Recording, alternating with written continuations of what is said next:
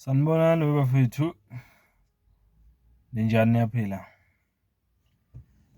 Sithembe niyaphila, mfaka Mkhonza nibingelelayo. Asithembe konke kuhamba kahle, konke kuqondile, konke kuhamba ngendlela. Hhayi, sibonga kakhulu, samukele konke ama-new subscribers ku-YouTube kanjalo nama-new followers amasha-ke ku-TikTok. Uma unga-subscribe ngicela wenze kanjalo, uma unga-follow please do so. Siyabonga kakhulu guys. Ngizokwenza nje this short announcement kulabo abangazi noma abangakezwa ukuthi ihhovisi lika-President Ramaphosa liqeda kukhipha i-announcement yokuthi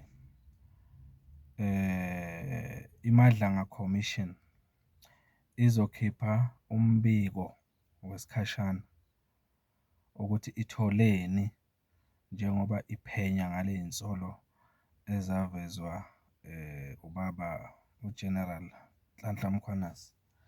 So izokwenza-ke iMadlanga Commission lokho okubizwa nge-interim report, okusho ukuthi umbiko wesikhashana okufanele ukuthi udecide ngalo mbiko lo ukuthi ngempela ikhona yini i-decision okufanele ithathwe uhulumeni ngalezi zinto ezitholile njengoba iphenya lolu daba. So njengoba izokhipha le report-ke iMadlanga Commission, I'm not sure noma izoyikhipha kodwa ngathi nje izoyikhipha soon. So njengoba izokhipha le report le report le kungenzeka ibe nezinto ey'thile ezizokwenza ukuthi uma ngabe i-government noma i-presidency ibuka le report ibona ukuthi kufanele kuthathelwe abantu abathile iy'nyathelo, mhlawumpe ukuvula ama-case and all that. Kodwa manje naku-ke okubalulekile okwenza ukuthi ngenze le video. Ihhovisi lika-President Ramaphosa lithi lo mbiko ozokhishwa, lo mbiko wesikhashana ngeke ube public. Sho ukuthi uzofihlwa lo mbiko, ngeke thina siwazi, uzokwaziwa ihhovisi lika-President Ramaphosa kuphela ukuthi yini eshiwo uMadlanga kuleya report. Okusho ukuthi kuzofana nje exactly nale nto leyo ukuthi kufihlwe ukuthi obani abanikelela uPresident Ramaphosa ngo-2017 ukuthi abe umongameli, bemdonate-ela kwi-campaign yakhe. Namhlanje asazi, akuzange kuvezwe ukuthi obani abanikela.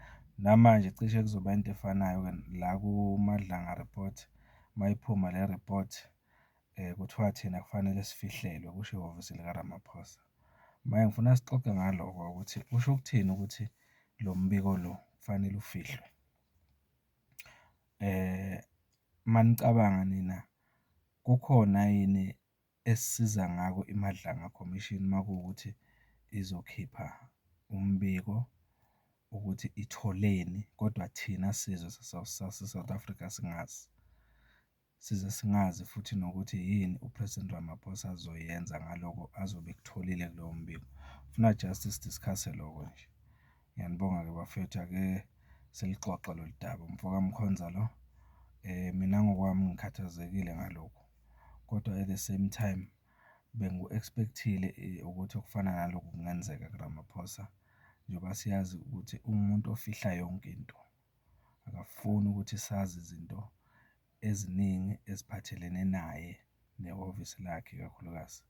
So akungithusi. Wena ingabe nawe akukuthusi noma mhlawumbe ungasichazela ukuthi kunesidingo ezingakanani sokuthi ifihlwe le report? Ngiyabonga kakhulu.